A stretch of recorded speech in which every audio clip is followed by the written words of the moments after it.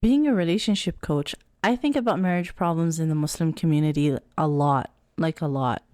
It's the topic I'm most passionate about. And this Ramadan, I've had two questions on my mind. Why aren't Muslims able to find a spouse? And why aren't married couples able to stay married? What is going on in our community? Today, we're going to get into all of it. Assalamu alaikum and welcome to the Muslim Marriage Podcast, where we show you how to find and build a healthy marriage as a Muslim. I'm Zahra Hassan. And I'm AJ, and we've been married for 4 years. And let's get started. Let's get started. It really is quite perplexing. Right? So when we say the Muslim marriage, so this episode is about the Muslim marriage crisis and is entitled The Muslim Marriage Crisis and the Solution No One Talks About. So when we say Muslim marriage crisis, I know it's a common topic on a lot of podcasts. A lot of people have noticed the same patterns that we're noticing and have some ideas of what's causing it. So let me ask you, what do you think is the biggest contributing factor to the Muslim marriage crisis? Like, what's the biggest reason why it's happening? And when I say the crisis, I mean specifically why people aren't able to get married. They're not able to get married because they're not able to buy houses. And they're not able to buy cars. Okay, so if we fix the economy, right? So that, poof, everybody now has a house and a car. Yeah. Do you think that it'll be like the barriers will be removed and everybody will be getting married? Almost certainly, I would think. Yeah. All right. Because like our parents, grandparents and whatnot, they used to get married at a younger age, like 20s. Yeah, right? They did. But now you see people not even getting married in their 30s. And a good number of the reason why that is because a lot of people are scared to move out, right? Mm-hmm. They're scared to leave their parents' home because they don't see a future, right? Yeah. And they don't, like a lot of our generation, don't think we'll ever own a home, Yeah. People now are pitching 50-year mortgages. Who wants to pay for a home for 50 years? Exactly. By the time you finish paying off that house, you're not even going to be able to enjoy it. You're not going to be able to retire until you're like 70 or 80. Yeah. Right? Retirement age is like, what, 65 now? Mm-hmm. They're going to push that up to like 85 just so people can pay off their home. And no one feels comfortable in that situation because they're like, oh my God, I'm not even able to buy a house. How am I going to be able to take care of someone? So a lot of what you're saying is makes a lot of sense, and I think that you're right. It's probably a major contributing factor. But then that would, according to that hypothesis, that would mean that the people who are well off, who do own homes, are getting married quite easily. There's a difference there, right? Because for them, it's the other end of the spectrum. Yeah. For them, I feel like they're more averse to getting married. How right? come? Because I think if someone has more money, they'll have by proxy more people that are willing to be their suitors, right? And they'll have more options.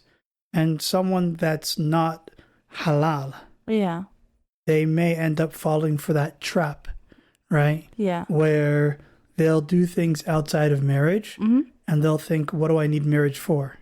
Yeah, I think that it actually, a lot of what you're saying there, I think is a big part of the issue. So in my research and preparing for this episode, I spent a lot of time looking at other people's podcast episodes on this topic to see what's the discourse. And I put out a whole bunch of polls on multiple different platforms to see what do the people think. What do people think is going on? So I've narrowed it down to a few issues that people think are the culprits, right? And we're going to go into all of them. So first is social media. Second is they believe it's related to spending a long time in school, like prolonged education, particularly for women. And third, they believe it's due to the breakdown of the Muslim community, right?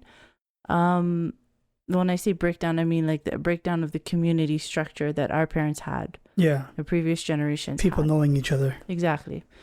So let's start with social media. when they say social media, a number of these other podcasts, what they say, the way that they believe social media is contributing to the problem is that it has made people's expectations too unrealistic, and it has made people too picky when it comes to choosing a partner. Yeah.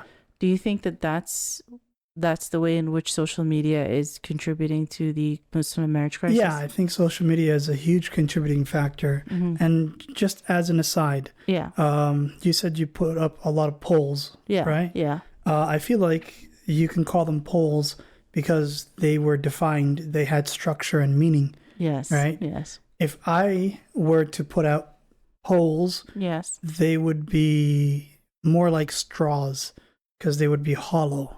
They wouldn't really, I mean, they'd gather a lot of information, right? A lot more than polls. Yeah. But it would be fleeting. Okay. All right. Yeah. The social media is actually a fantastic place to gather information. Yeah.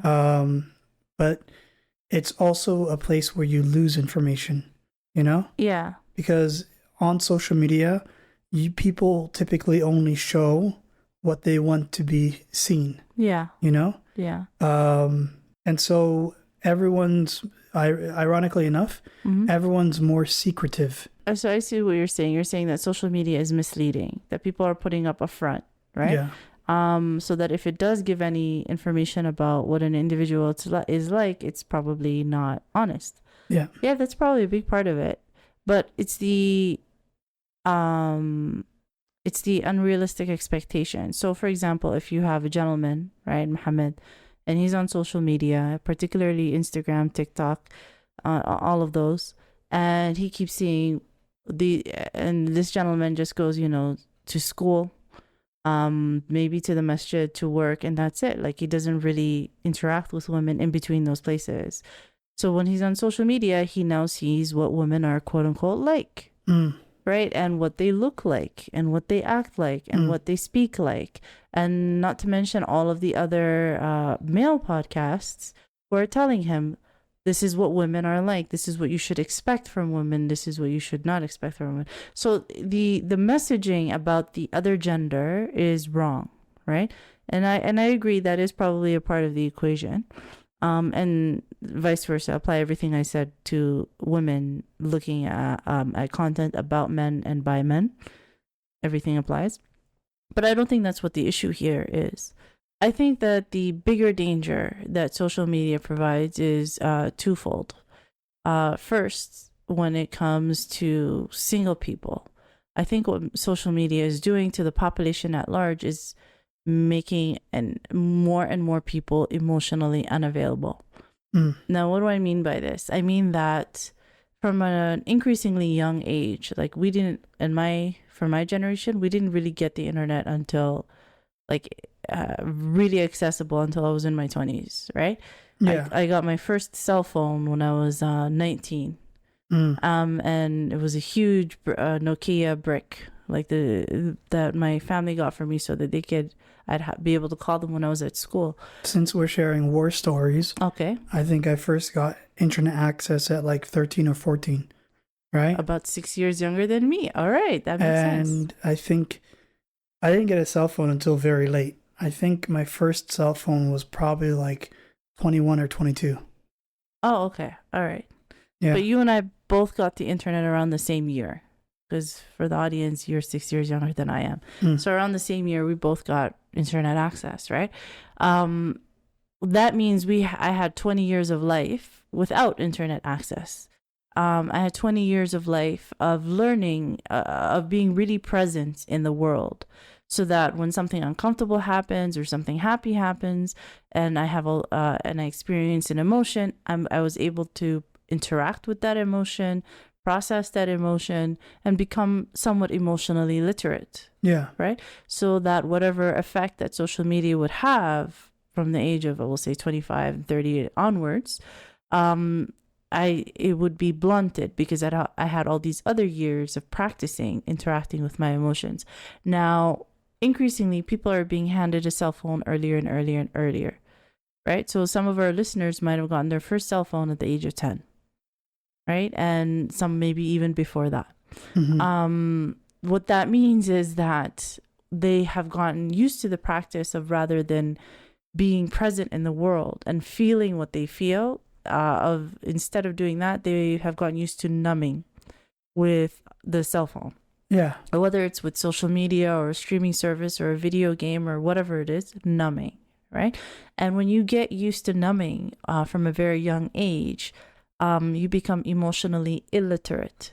So, or emotionally unavailable. Yeah. So that when you are now ready for marriage, and you want to get married, you're not really as capable of a healthy, happy marriage as if you that rather than someone who is emotionally literate. Does that make sense? Yeah. I think that's the harm that social media and the cell phones and internet access has had on the community. It's made it so that less and less people are able to build a healthy marriage, right? None of this is permanent. Everything is reversible. We have whole episodes and whole series about how to reconnect with your emotionally unavailable spouse. If you yourself are emotionally unavailable, what steps that you can take. If you are worried that you might be emotionally unavailable and you don't see the topic covered the way that you think would be helpful, always feel free to reach out to us or reach out to me directly. Support at zarahassancoaching.com or in the comments, and I'll always respond. Mm-hmm. Yeah. So emotional unavailability. The second harm that the social media has done to the Muslim marriages is that it has made cheating a lot more accessible. Yeah. Whereas before, we'll say in the 90s, maybe in the 80s, if somebody wanted to cheat, if they wanted to seek outside their marriage for physical, emotional intimacy, they would have to go outside the house, and actually face-to-face talk and interact with somebody. Yeah. You don't have to do that anymore. You just pick up your phone, look them up on Facebook, Instagram, whatever it is, and interact with them directly within seconds. It's made cheating so much more accessible, and honestly more accepted. Sadly, more accepted within the society. That's the pattern I'm seeing. Yeah. Leading to the breakdown of marriages that didn't have to break down, right? So I think those are the two impacts in which the social media is actually contributing in a much bigger way to the Muslim marriage crisis. So that's the first one. Yeah. The second reason that they give is that women are studying too long at school and waiting too long to get ready for marriage, right? So granted, this is primarily on the male podcasts, like multiple male podcasts. Sometimes it's people who are just regular practicing Muslims. Sometimes it's students of knowledge. Sometimes it's people who are learned, right? But there's this sentiment that because women are studying longer and longer at school, they are essentially taking themselves out of the marriage market. And what do you think about that sentiment as representative of all males? I mean, at the end of the day, marriage falls on the woman to say yes or no, right? Yeah. The man will ask the question. Yeah. And it's up to the woman that has the final say, right? In Islam and outside of Islam, right? And so if women are saying, hey, I don't want to get married until I have what they would consider a backup plan, right? Very smart, right? Go through college, go through university, get yourself a backup plan, and then they think about, let me get married then, right? But the way I see it is, why not just do both at the same time, right? Why do you need to wait until you finish university or college to then get married? People can get married and both go through college, university together, right? Now, college, university in the Western world is a place of sin, right? Yeah. That people encourage sin, Yeah. right? And so it would be a blessing to go through college, university, and have a wife or a husband to shield you from that sin. Yeah. And you guys can then also be motivated because now you have a clear purpose. I need to make sure that I finish this school or this university, this college.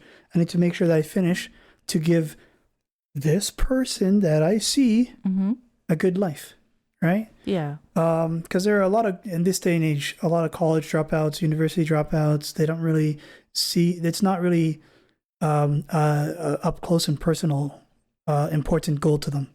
Yeah. And I think the solution there would be for people to get married and go to school at the same time. I think that's very solid advice, and that makes a lot of sense. I like the fact that you didn't you didn't lay blame at women's door, that they were the reason for the marriage crisis because they were spending longer and longer in school. Because to be perfectly honest, I think that both men and women are spending longer and longer in school.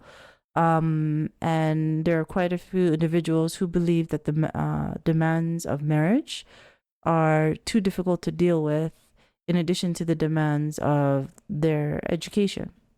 Everybody knows themselves, but I think that you lay a very good case for why it would be actually beneficial to get married while you're completing your studies, right? Now, there's an underlying subtext here that I think is important to point out with respect to this point.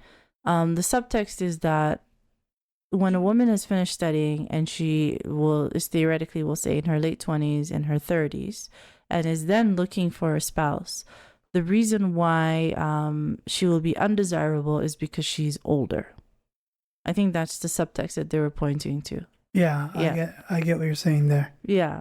And I think that subtext, although, everybody has a right to their preference, but I think that for individuals, so let's say for men who are older, who are themselves in their 30s, maybe 40s, and are specifically seeking a spouse, a woman in her early 20s, I think that's not a smart decision, right?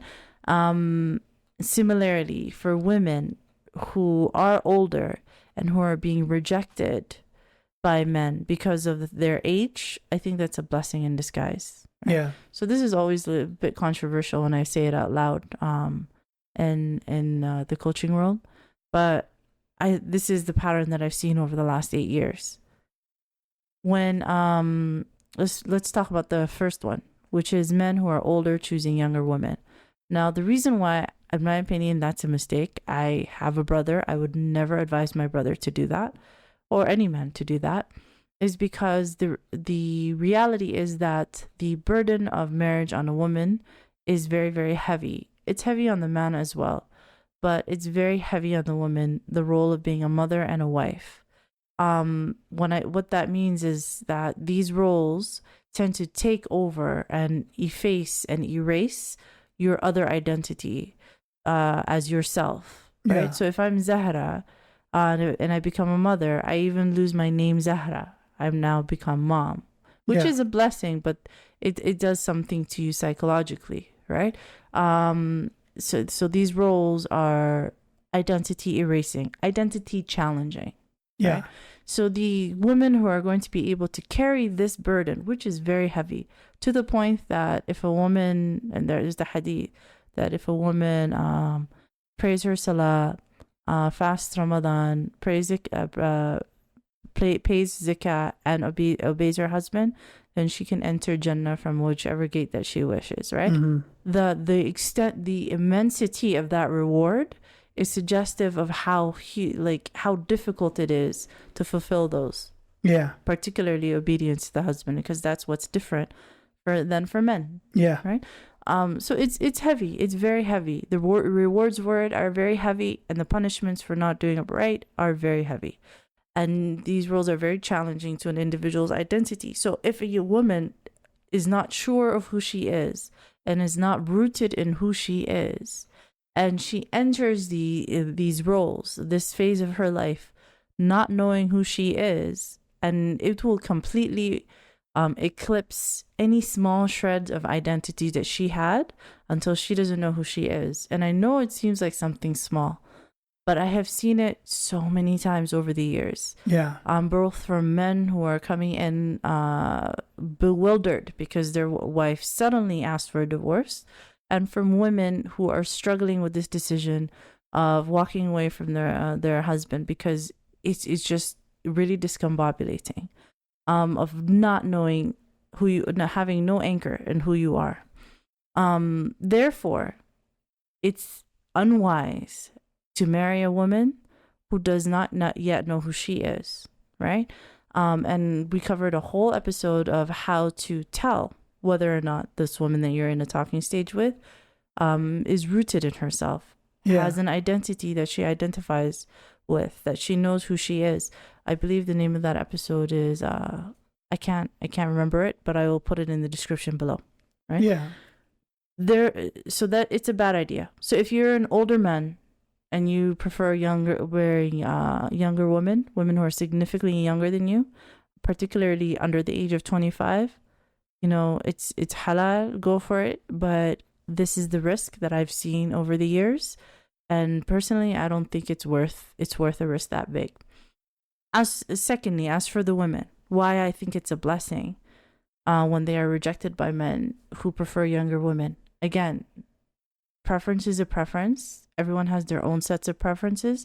But I have noticed in 2026, given social media and other things, that preferences are becoming increasingly superficial.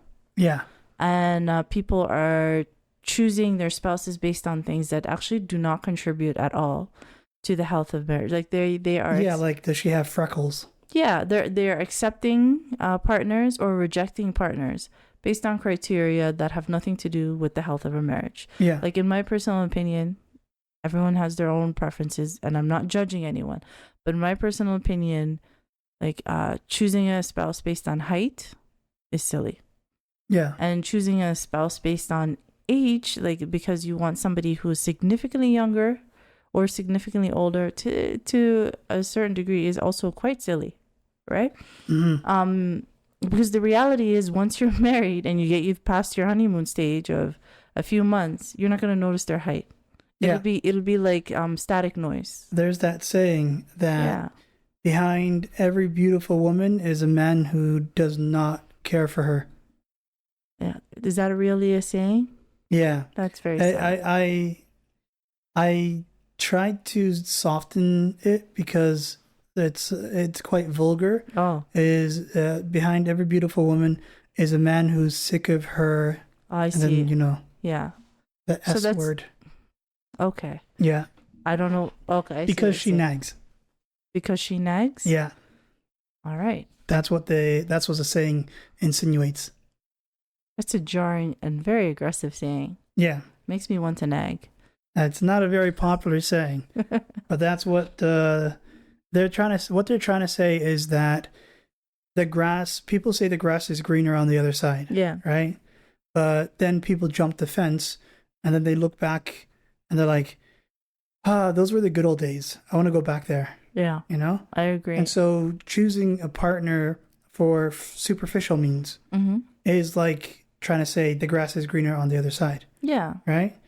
But you don't know how much effort your neighbor went into to get the grass that green. So when I say so let me specify.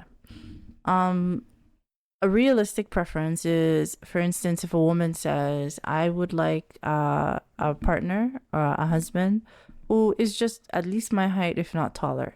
That's just her preference. Yeah. Just like if a man says, I would like a partner who is, under this certain weight. Is that realistic, you're saying?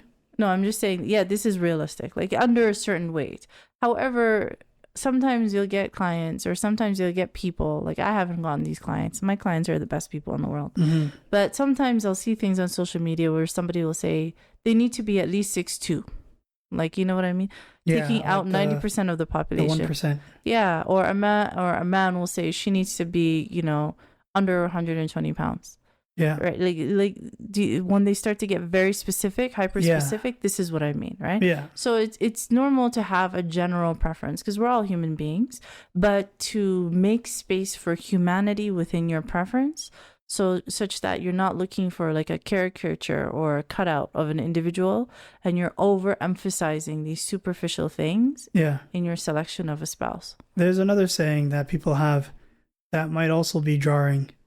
They say, okay, so this person wants someone who's tall, rich, and handsome. Mm-hmm. Effectively, the 0.1%, Mm-hmm. right? And but this person is maybe like the 60% or the 50%, right? And so the 50% is trying to get the 0.1%. That's not realistic, right? Yeah. People in this day and age forget that a 5 out of 10 is average, right? Yeah. When you say rate this person 1 through 10, the number usually starts at 7. Why is that? I think as soon as you get to a point where an individual is rating, you should just filter that person out. I think that human beings cannot be rated, right? People are just people.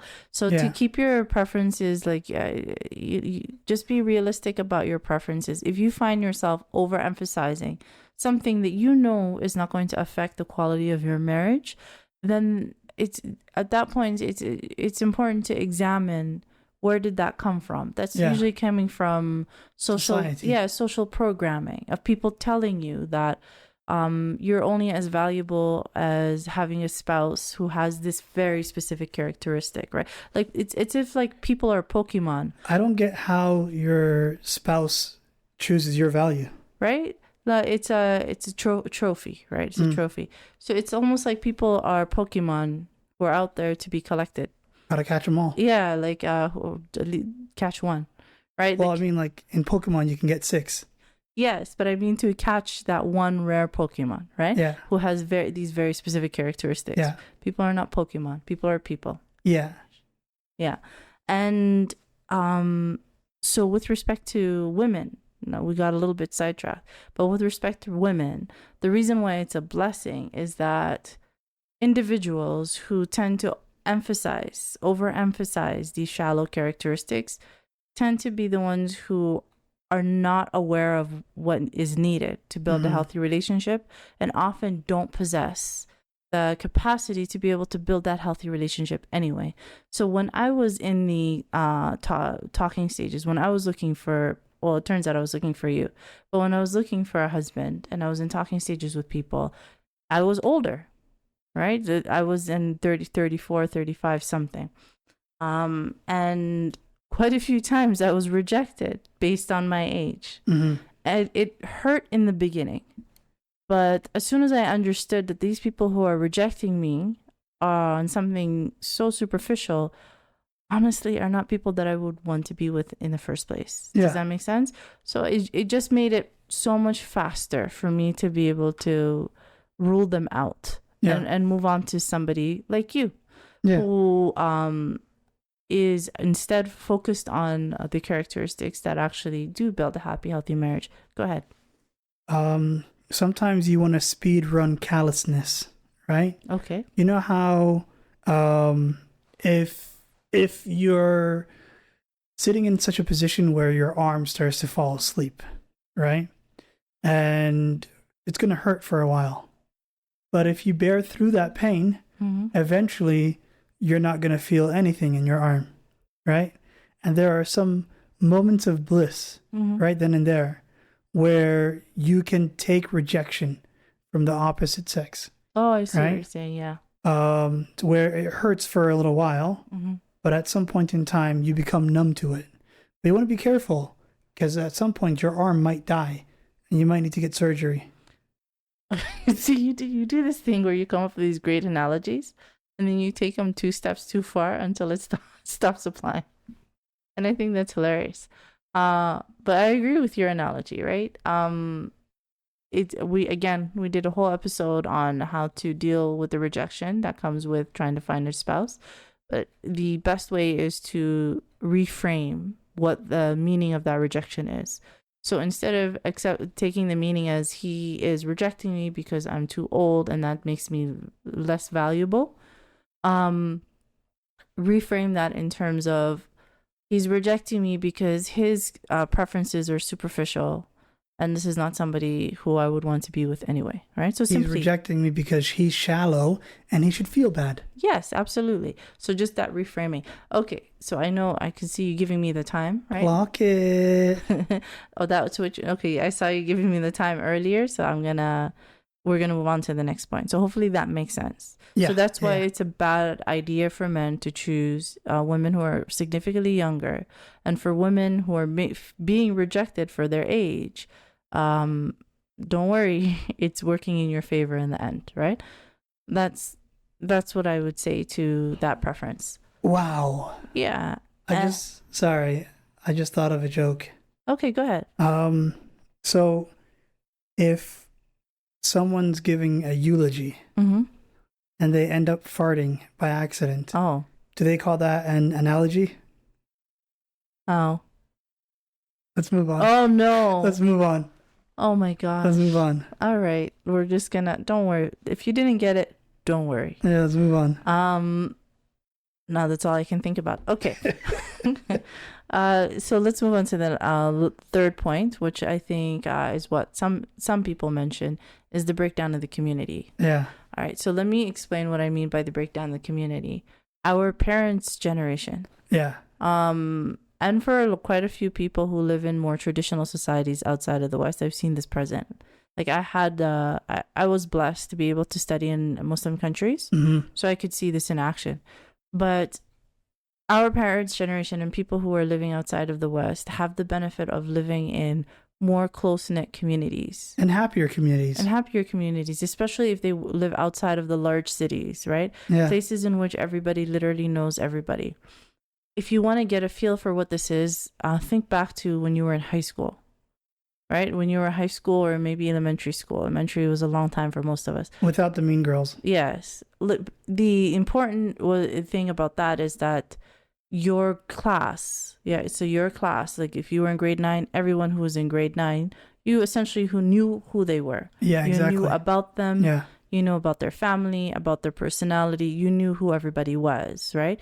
So that if you were all put together in a room and you were told to gather the people you liked best for this or that, you would have an idea of why to choose this person and why not to choose that person. Yeah. So if you extrapolate that, that's kind of what it was like to live in those communities where everybody knew everyone. I knew this family had a daughter who was like that, who did this. She had these characteristics. She was involved in these activities. This other family has a son who had these characteristics. He has this ambition. He has this flaw, etc. So the example actually goes even further than that, because you do have a homeroom, which you can consider your family. Oh, yeah, exactly. Right? Yeah, and all the other classes are your community. That's actually quite beautiful. So that structure did two things, right? Number one, it was a naturally vetted structure. So because everyone knew everyone, if somebody approached you from within the community, they would already have a ton of data on this person. Exactly. And you would have all that would be left is really to decide about the few details and compatibility and see whether or not a connection was there. But a lot of the other things were already checked off. So vetting. The second thing that it does, can you guess what the second thing the community structure did for the people? Safety. I call it accountability. You're correct. So that we'll say a couple gets married, right? A couple gets married and they stay within the community because they are known within the community.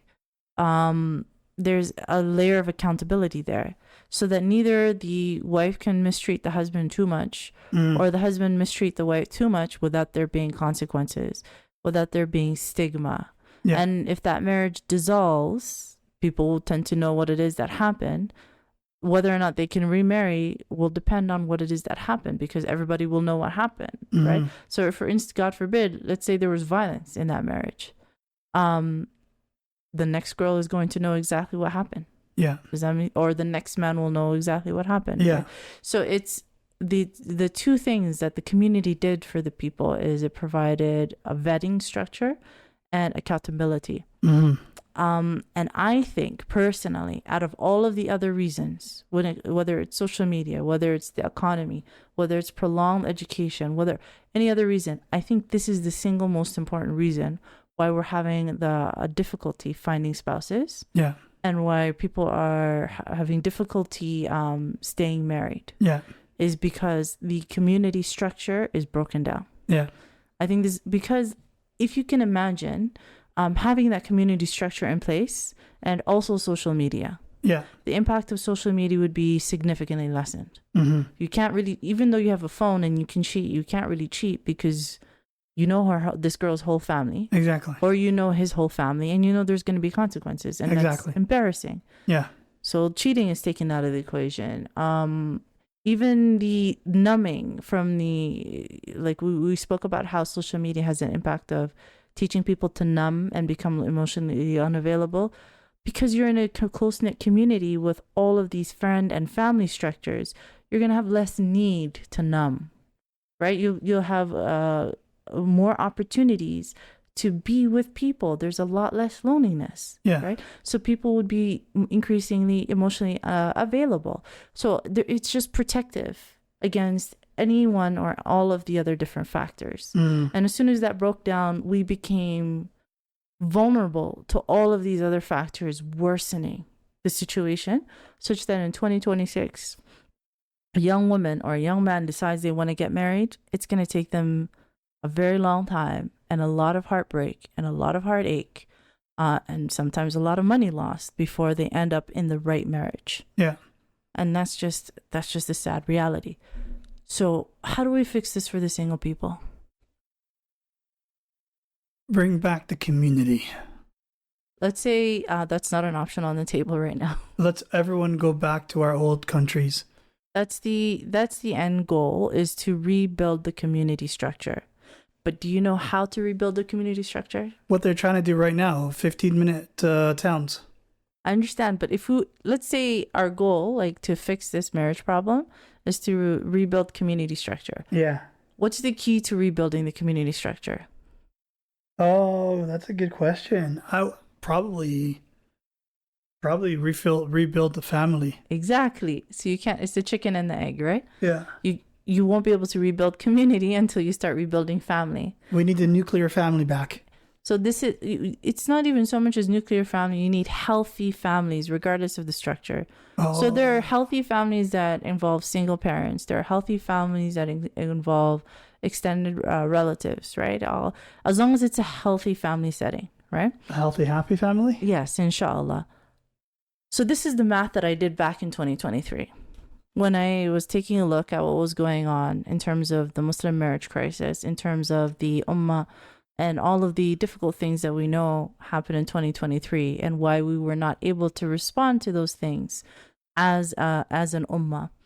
And honestly, when I did the math, at the end of the equation, it came down to rebuilding happy, healthy families. When you have happy, healthy family units, then you can start to have happy, healthy communities, stronger communities, and a series of stronger communities builds a stronger ummah, which is why we do what we do.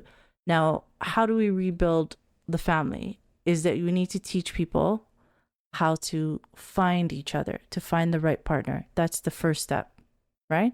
And without the community structure that's out there, that being dissolved, so you no longer have that vetting structure in place, what happens is that a young man or young woman, just finished schooling, has decided they're ready for marriage, and now enters an ocean looking for that one fish.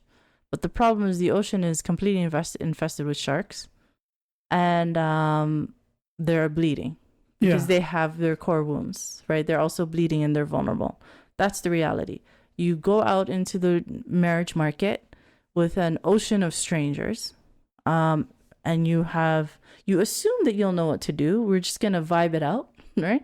Which is what I did, which is what everyone else does. They're like, it's going to be common sense. I can just vibe this out. I can tell you that doesn't work. Yeah. Which is why we have such a, not only difficulty finding the right spouse, but also keeping the right spouse, because people are choosing wrong. I say that as somebody who chose wrong the first time, right? We're choosing the wrong people. So we need to learn how to vet the solution is we need to learn how to vet for ourselves to the same level as the community used to vet for us. Yeah. Yep. I think that's the answer, and that's the solution. You need to learn how to vet. I think our grandparents, great-grandparents, great-great-grandparents, Mm-hmm. right? Mm-hmm. They used to build their own houses, Mm-hmm. right? Mm-hmm. And these houses, they would dilapidate, Mm-hmm. right? But they would serve their purpose for a while, Okay. but they would fall apart. They would need to be rebuilt, right? And they didn't really protect from the elements as much. But now we have modern day houses where these houses are very good with insulation, right? You don't necessarily need to protect yourself from mosquitoes or from the elements or anything like that, you know? And I think when I really think about it, finding a marriage, right, Mm-hmm. is sort of like building a house the old school way, Yeah. right? Where you didn't really have any formal education or training on it. You just build this house. And the house could end up falling apart, you know? You did your best, you miscalculated something, right? Termites suddenly show up and start boring. You ran out of logs, ran out of money, whatever it is, right? But I think with marriage coaching in the modern age, it's sort of like hiring a construction company to help you build the house in a professional sense. I think that's very accurate, right? Because and that brings us to the next point, right?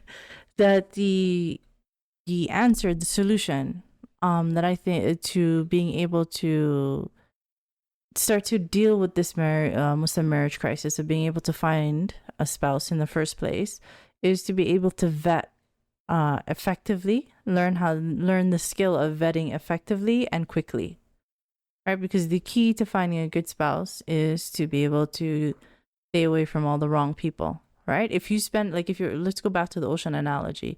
If you become distracted by every other shark, you're never going to get to the right fish, right? Which is exactly what happened to me for 2 years. I in multiple ways, there were quite a few great whites, right, that were just really had me distracted for a while.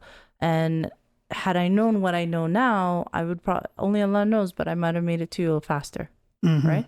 So that's the key to finding a spouse, the key to mitigating the effects of not having a community structure in place, which is the underlying cause of the Muslim marriage crisis, is to learn how to vet for yourself. Having said that, I will make an announcement in next Monday for a program that specifically addresses this, In Shaa Allah. And in preparation for that, we're going to also announce a challenge, right? A free challenge for anyone who wants to join, designed to help you meet more people quickly. In Shaa Allah. Again, we'll also announce that next week. But in the meantime, learning how to vet is very important. Whether you learn from me or whether you learn from our podcast episodes, just somewhere from somebody who knows what they're talking about. So with regards to that ocean analogy, I'm going to try to expand upon that, right? Instead of great white sharks, you're in the depths. Okay. Right? Yeah. And everyone around you is an angler fish. Angler. Yes, an angler fish. And they're trying to put out their best image. And they're trying to lure you in with that sign of the beacon of light. And you start swimming towards it. And then too late, you might find out now you're in the jaws of an unhappy marriage, right? Yeah. And I think with the correct tools, someone could help shine a light on that fish, right? If you go through any courses or coaching or lessons to learn how to spot the red flags before you get lured into the trap, you literally have a flashlight and you can see it from afar. Honestly, that's very beautiful, right? I don't tear up often, but I might tear up because that's just such a beautiful analogy and a compliment to what it is me and all my colleagues do. So Jazaa K'Allah Khayr for that. But hopefully that makes sense, right? With respect to the second half of the Muslim marriage crisis, which is why are people not staying married, we're going to explore that in a different in the episode for married people in more detail. But in general, I think that the reasons why people are not staying married is because they're not choosing the right spouse, right? I can tell you for a lot of the clients that come to see me, I can usually see from the beginning session, from the intake session, that whether or not these two people are going to make it. And the reason why they won't make it is usually because somebody chose wrong.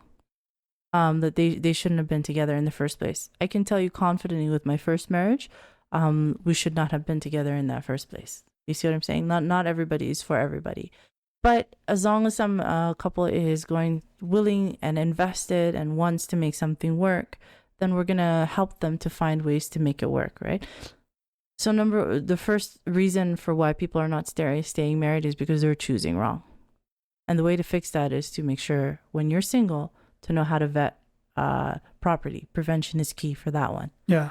The second reason why people are not staying married is that they're not really they don't really have the ability to invest in the marital bond and their connection, right? So building a connection there's an art to it. Maintaining a connection, it's more like a science. You have to know that there are certain skills that you have to have in place, of things that you do and strategies that you employ when you start to see the two of you drifting apart. It's really important that you don't underestimate the importance. Sorry, that's a weird sentence. It's vital that you don't underestimate the importance of maintaining that marital bond, maintaining that connection, and how dangerous and how insidious it is when the two of you start to drift apart. Whenever you start to drift apart, those are the spaces in which the shaitan lives, right? So it's important that you stay together, and staying together, there's an art and a science to it, and there are skills that you can have in place to make sure that you stay together. The second problem, the second lack that we have as individuals is the skill of conflict resolution. So that when we are married, particularly in years 2 and 3, when things start to get a little bit more volatile in that stage of the relationship, in the struggle phase, if you don't have a good foundation of solid conflict resolution, the core wounds that each of you have coming into the marriage, the tensions that you have developed while in this marriage, all of those triggers, all of those emotional landmines are going to be very difficult to navigate. You need to have a solid routine of conflict resolution in place. And we have so many episodes discussing that, particularly in the first 30 episodes or so. If any of it is unclear, always feel free to reach out to me on my website, www.zarahassancoaching.com. You can find, and when you go to the marriage coaching section, you'll find a free PDF of healthy marriage habits for suggestions for how to maintain and build that marital bond we spoke about. Indeed. And as well as the PDF for the 5 steps of conflict resolution, just to print out and have to remind you of what to do during those conflict resolutions. Now, if you're married and you're concerned about your marriage and you would like results faster, right? Like you would like things to change faster with more direct coaching, then feel free to click on the link in the description below where you can book a free consultation, and you can talk to me directly, and I'll help you do an audit and see what it is that can and cannot be done in your marriage, In Shaa Allah. And I think that's everything. Yes, indeed. Is there are you done with this episode? Are you tired? Was I talking too much? It's been so long. Since we were not doing this episode? Since we recorded a podcast. Oh, that's what it is. Yeah. Yeah, for those of the people who are curious, because it's Ramadan, we just wanted to focus a little bit on Ramadan, because this Ramadan felt bigger and heavier than all the ones that came before it. Yes, indeed. And for those of you who were able to participate, may Allah subhanahu wa ta'ala accept all of your efforts. Ameen. Ameen. And Allah subhanahu wa ta'ala allow you to return to next Ramadan in a happy, healthy state. Ameen. Ameen ya Rabbil Alameen. Now, to bear in mind, it's easy to get married. It just takes two people saying yes. But it's hard to stay married. It takes two people continuously saying yes. Wow, that's a banger. You know, we don't do merchandise, but we might just do one t-shirt just to get it to say that, because that's a lot of words. I think it's important. I think it's beautiful. I'll put it on a post. Yeah? We can have another t-shirt as well, right? Yes. Put some Arabic on the front. Okay. And then on the back, she said yes. All right. So if you have made it this far into the episode, Jazaa K'Allah Khayr, we appreciate you a lot more than you know. If you haven't subscribed to our channel and you found anything that we said useful, even if you are on one of the podcast platforms, please come back to our YouTube channel and subscribe to our channel. It really, really helps us out for each person who's able to do that. If you are single and you are looking for advice about how to assess compatibility when you first meet somebody, I will leave that in the link in the description below. If you are married and looking for marriage coaching and want to book a free consultation, I will leave the link for that in the description below. Next week we'll talk about the announcements for the vetting for the vetting program, as well as the challenge that will come with it, the free challenge that will come with it. Until then, have a wonderful week. And assalamu alaikum. Wa alaikum salam.